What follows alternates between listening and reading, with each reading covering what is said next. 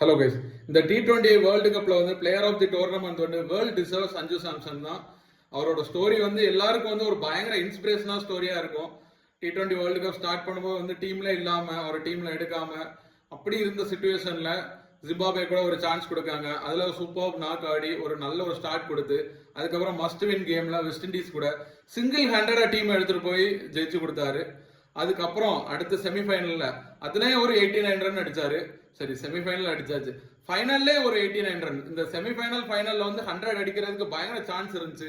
இருந்தாலும் வந்து அவர் 100க்காக வந்து போகாம செல்ஃபிஷ் ஆடாம டீமுக்காக வந்து ஆல்மோஸ்ட் 200 ஸ்ட்ரைக் ரேட்ல ஓவராலா வந்து 321 ரன் அடிச்சு ஆல்மோஸ்ட் 200 ஸ்ட்ரைக் ரேட்ல ஆடி இருக்காரு. என்ன ஒரு செல்ஃப்லெஸ் பிளேயர். இந்த வேர்ல்டு கப் ஜெயிக்கிறதுக்கு Sanju Samson one of the main reason அப்படின்னு சொல்லலாம். ஒரு டீம்ல இல்லாம இப்போ வந்து பிளேயர் ஆஃப் தி டோர்னமெண்ட் ஜெயிக்கிறது வந்து பயங்கர ஒரு இன்ஸ்பிரேஷன் ஸ்டோரி அப்படின்னு சொல்லலாம்.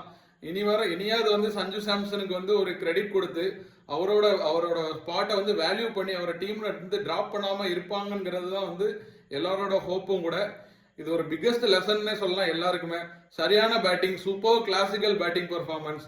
Well done Sanju Samson. Thank you for inspiring everyone.